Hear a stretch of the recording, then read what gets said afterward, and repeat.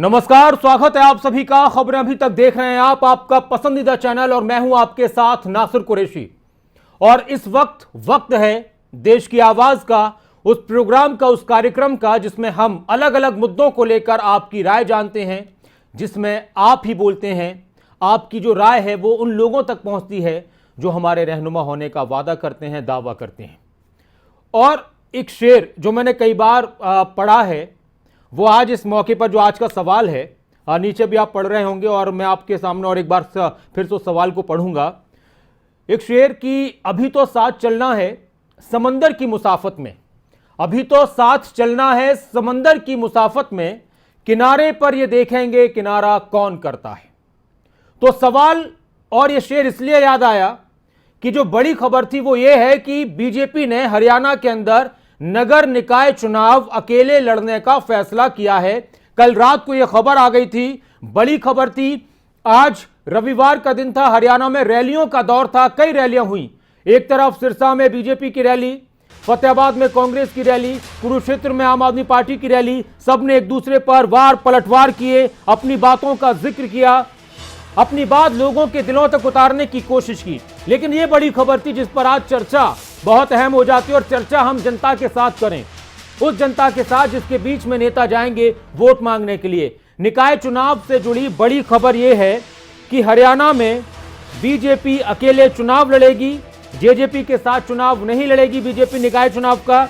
अब बड़ी बात यह है कि यह माहौल कैसा होगा, बड़ी दिलचस्प लड़ाई हो जाएगी हरियाणा के अंदर इस चुनाव में। जितना दिलचस्प लोग सोच रहे थे कि आम आदमी पार्टी की एंट्री के बाद हरियाणा में दिलचस्पी बढ़ जाएगी चुनाव में, लेकिन इससे बड़ी रोचकता और एक बड़ी बात यह है कि अब जेजेपी और बीजेपी जो सरकार मिलकर चला रहे हैं वो अलग अलग चुनाव के मैदान में उतरेंगे। और वो बयान हरियाणा बीजेपी के अध्यक्ष ओम प्रकाश धनखड़, जो उन्होंने रात को उनका बयान आया था और तब से ये चर्चा का विषय बना हुआ है, उनकी जुबानी आप सुनिए क्या कहा उन्होंने। भारतीय जनता पार्टी की प्रदेश चुनाव समिति की बैठक में आज निर्णय किया गया है कि नगर परिषद, नगर पालिका चुनाव में भारतीय जनता पार्टी गठबंधन की बजाय अकेले चुनाव लड़ेगी। सभी नगर परिषदों में सिंबल पर चुनाव लड़ा जाएगा, ये सैद्धांतिक फैसला लिया गया है। अब बहुत सारी बातें हो रही हैं और हो सकता है कि अभी और बातें होंगी, नए नए बयान आएंगे। अभी बहुत ज़्यादा नेता बचने से कोशिश कर रहे हैं, बचने की बोलने से। बीजेपी के नेता तो हालांकि अभी बोल रहे हैं, लेकिन जेजेपी के नेताओं की तरफ से अभी कोई ज़्यादा बयान नहीं दिए गए, और अभी इस पर भी निगाह है कि जेजेपी का फैसला क्या होगा। लेकिन एक ट्वीट, रात को एक ट्वीट और आया था दिग्विजय चौटाला का। उन्होंने इशारों में निशाना साधा था चौधरी वीरेंद्र सिंह पर। दरअसल कहा यह जा रहा है कि चौधरी वीरेंद्र सिंह ने कहा था कि उन्होंने अपनी पार्टी को, इस तरह का बयान है कि उन्होंने अपनी पार्टी को सलाह दी थी कि अकेले चुनाव लड़ना चाहिए। तो उस पर एक तरीके से ये तंज और पलटवार दिग्विजय चौटाला की तरफ से किया गया है कि 50,000 वोट से विधानसभा चुनाव हारकर राजनीतिक रूप से विलुप्त हो चुके लोग भी आज अपनी पार्टी को सिखा रहे हैं कि चुनाव कैसे लड़ना है। वाह चौधरी साहब। तो ये ट्वीट था दिग्विजय चौटाला का, और उसके आसपास ही एक और फिर बड़ी खबर आई कि बीजेपी ने यह फैसला लिया है कि हम अकेले चुनाव लड़ेंगे। अब आज की आपको एक और बात बता दूं, बड़ी दिलचस्प बात थी कि ये सीक्वेंस किस तरह से बन रहा है। तो आज सिरसा में मुख्यमंत्री मनोहर लाल पहुंचे थे, चौधरी रणजीत सिंह भी वहां पर मौजूद थे और वो भाषण दे रहे थे। उस दौरान उन्होंने रीजनल पार्टी को लेकर, क्षेत्रीय पार्टियों को लेकर एक बड़ा बयान दिया। एक ऐसे मौके पर जब हरियाणा में एक क्षेत्रीय पार्टी और एक राष्ट्रीय पार्टी की गठबंधन की सरकार है, और वो खुद मंत्री हैं उस सरकार में, चौधरी रणजीत सिंह। और हरियाणा की अगर बात की जाए, ये बड़ी बात अहम है कि उन्हीं के परिवार के लोग हैं, चौटाला परिवार, उधर ओम प्रकाश चौटाला, इधर अजय चौटाला, और उन्हीं दो परिवारों की, एक ही परिवार है लेकिन अभी फिलहाल दोनों परिवार अलग अलग हैं। तो उनकी दो पार्टियां, क्षेत्रीय पार्टियां अहम रूप से। तो वो क्या कह रहे थे क्षेत्रीय पार्टियों को, उस पर भी आप सुन लीजिए। तो मेरा आपसे ये कहना है कि रीजनल पार्टियों का दौर गया। आपके फ्रांस में, जर्मनी में 30 साल रीजनल पार्टी आई और आपका कोलिशन गवर्नमेंट आई, उसके बाद फिर नेशनल गवर्नमेंट बनने लगी। आज मोदी साहब का देखो जब आपके राहुल गांधी, जब राजीव गांधी बने थे 1984 के बाद 30 साल में पहली बार उन्हें बहुमत मिला था। उसके बाद कोलिशन गवर्नमेंट बनी, चाहे मोरारजी भाई बने, चाहे वीपी सिंह बने, चाहे नरसिम्हा राव बने, चाहे देवगौड़ा बने, चाहे वाजपेयी जी बने, चाहे गुजराल बने। कोलिशन पीरियड हम भी जर्मनी और फ्रांस की तरह गए। आज सिंगल पार्टी का गया, देश में तो पहले मान लिया। मोदी साहब को 2014 में बहुमत दिया, फिर 2019 में दिया, अब 2024 में भी मिलेगा। और मैं आपसे कह रहा हूँ प्रदेश में भी येगा, 2 बार मुख्यमंत्री बने, तीसरी बार भी मुख्यमंत्री बने, आगे की तो फिर देखेंगे, कोई दिक्कत नहीं। तो एक बार फिर से मुख्यमंत्री बनेंगे हरियाणा के मनोहर लाल, ये उनकी तरफ से अपनी बात कही गई है। और क्षेत्रीय पार्टियों पर उन्होंने कहा कि इनका कोई अब वजूद नहीं है। एक तरीके से ये अंदाज वही था, कोई दौर नहीं है, राष्ट्रीय पार्टियों की अपनी अहमियत होती है। तो ये इशारे बहुत सारी चीजों की तरफ हो रहे हैं। सवाल आज का यह है, बड़ा सवाल, और आपकी राय क्या है? क्या बीजेपी का अकेले चुनाव लड़ना सही फैसला है? क्या बीजेपी का फैसला जेजेपी के लिए बड़ा झटका है? क्या जेजेपी निकाय चुनाव में खुद को साबित कर पाएगी?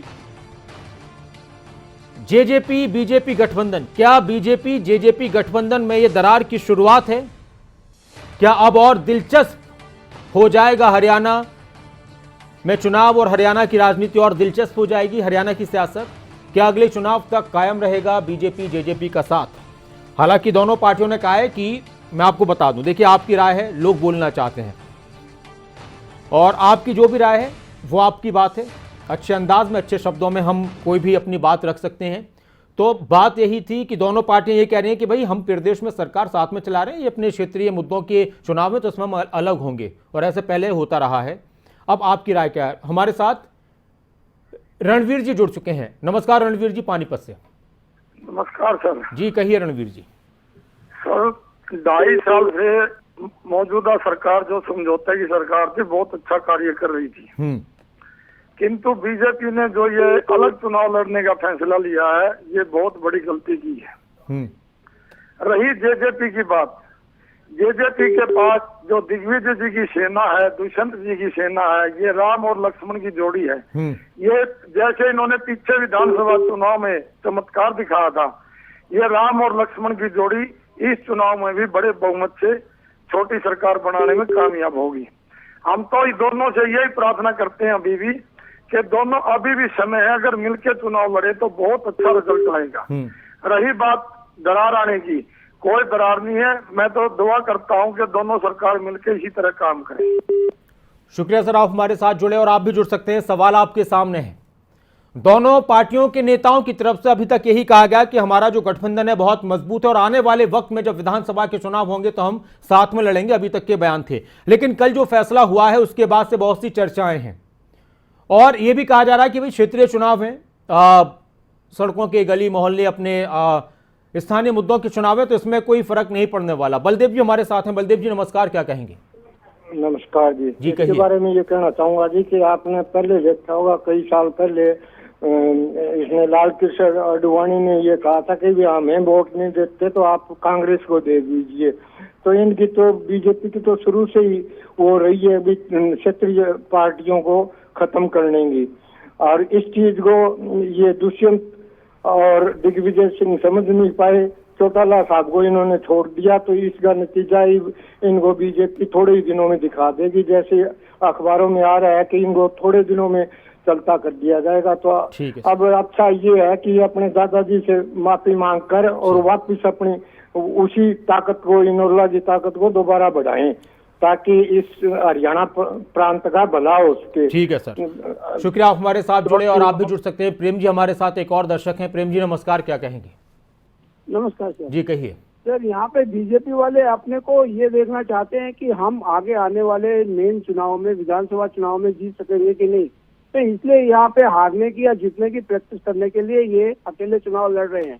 आप देखिए अभी हिमाचल में प्रधानमंत्री साहब जा रहे हैं, 2 दिन से तैयारी है उनकी, बीजेपी वालों की, जा रहे हैं वो वहाँ पे, क्योंकि सबसे बड़ी चीज है अपने स्पीक भाषण से उन्होंने, अब आप समझ लीजिए, चाशनी को भी शर्मिंदा कर रखा है। प्रधानमंत्री साहब ने चाशनी को भी शर्मिंदा कर दिया अपने मीठे भाषणों से, कहीं भी आप देख लीजिए उनको। तो बीजेपी वाले अब देख रहे हैं कि जैसे पंजाब में आपकी सरकार आ गई, दिल्ली में है, हरियाणा खोएंगे, लेकिन उसके पहले ये आजमा रहे हैं शतरंज के खेल के जैसे कि ये पासा फेंक के देखते हैं यहाँ पे अगर हम लोग निकाय चुनाव में क्या कर सकते हैं।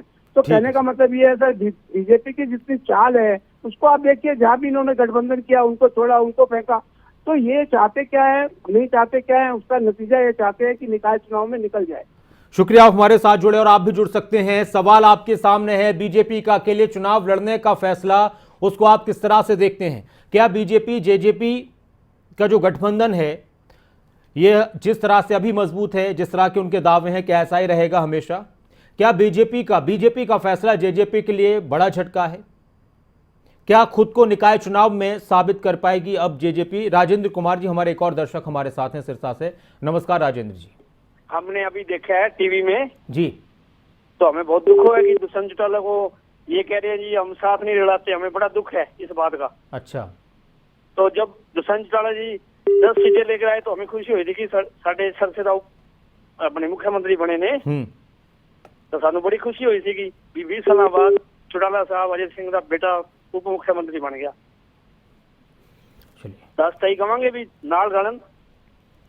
चलिए, शुक्रिया, आप हमारे साथ जुड़े। तो अभी बहुत से दर्शक ऐसे भी हैं जिन्हें अभी पता चल रहा है, खबर अभी तक वो कह रहे थे कि अभी उन्होंने देखा।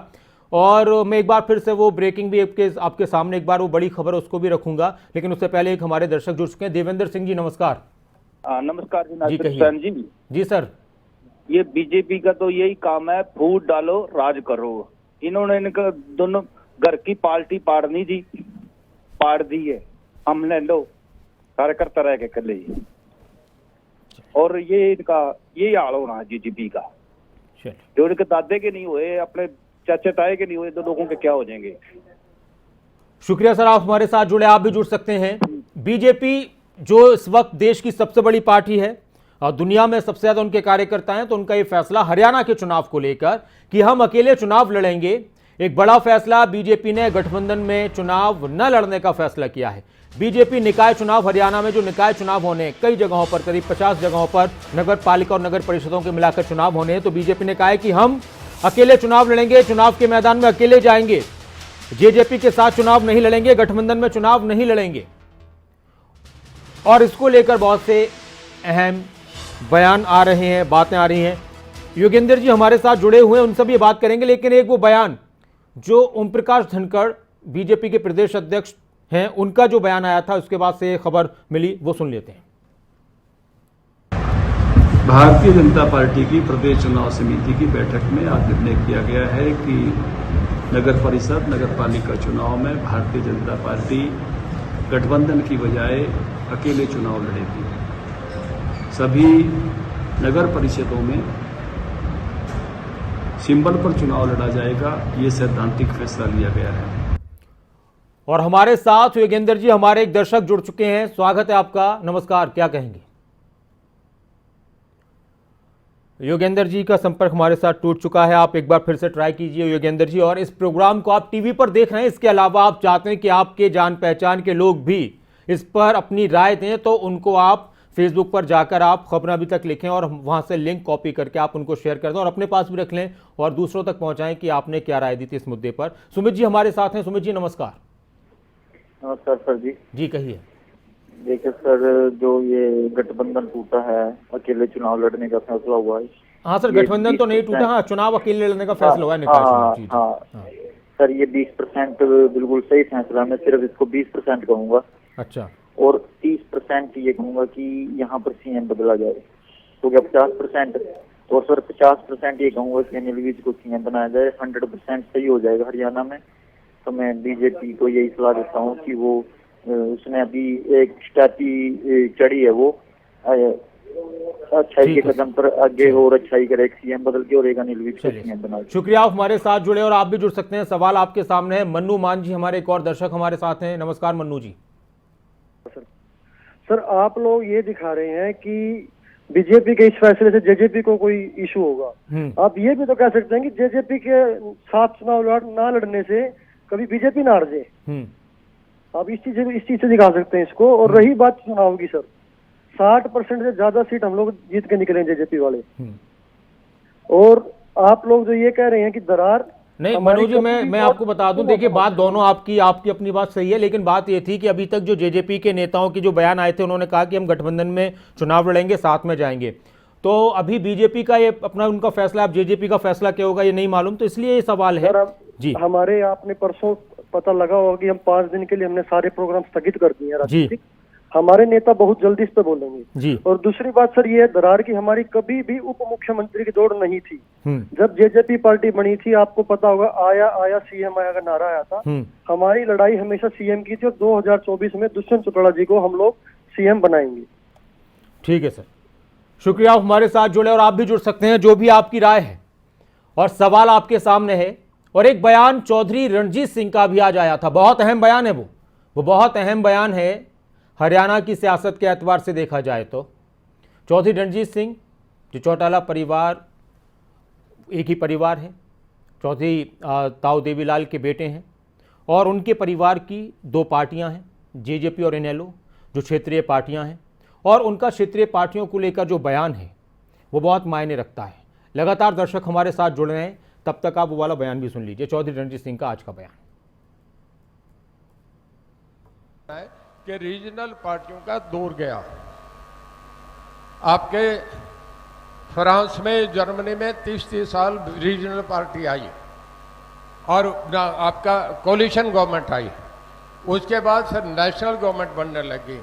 आज मोदी साहब का देखो, 1900 जब आपके जब राजीव गांधी बने थे 1984 के बाद 30 साल में पहली बार उन्हें बहुमत मिला था। उसके बाद कोलिशन गवर्नमेंट बनी, चाहे मोरारजी भाई बने, चाहे वीपी सिंह बने, चाहे नरसिम्हा राव बने, चाहे देवगौड़ा बने, चाहे वाजपेयी जी बने, चाहे गुजराल बने। कोलिशन पीरियड हम भी जर्मनी और फ्रांस की तरह गए। आज सिंगल पार्टी का गया, देश में तो पहले मान लिया। मोदी साहब को 2014 में बहुमत दिया, फिर 2019 में दिया, अब 2024 में भी मिलेगा। और मैं आपसे ही कह रहा हूँ, प्रदेश में भी येगा, 2 बार मुख्यमंत्री बने, तीसरी बार भी मुख्यमंत्री बने, आगे की तो फिर देखेंगे, कोई दिक्कत नहीं।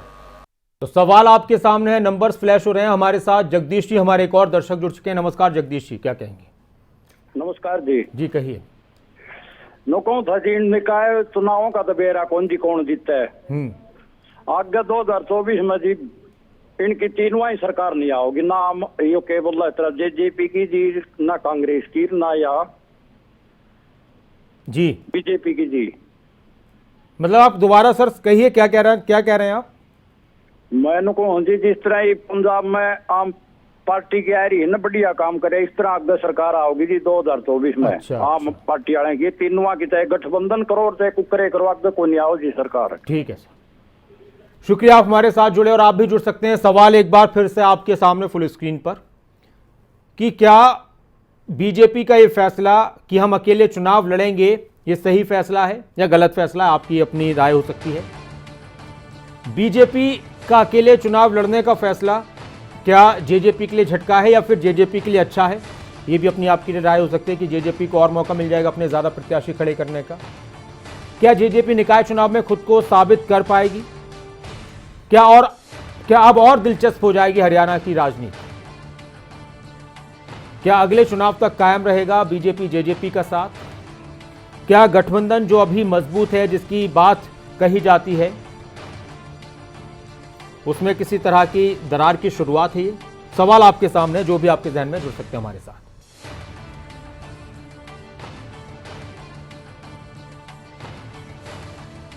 और एक बड़ा फैसला ये हुआ कि हरियाणा में चुनाव निकाय के होने हैं, नगर निकाय के चुनाव होने हैं। ये भी चुनाव बहुत अहम माना जाता है। इन चुनावों से मुख्यमंत्री प्रधानमंत्री तो नहीं बनते, लेकिन हाँ, ये चुनाव उन स्थितियों को बड़ा मजबूत करते हैं जब वो एमएलए के चुनाव हों या एमपी के चुनाव हों, विधानसभा लोकसभा के चुनाव हों।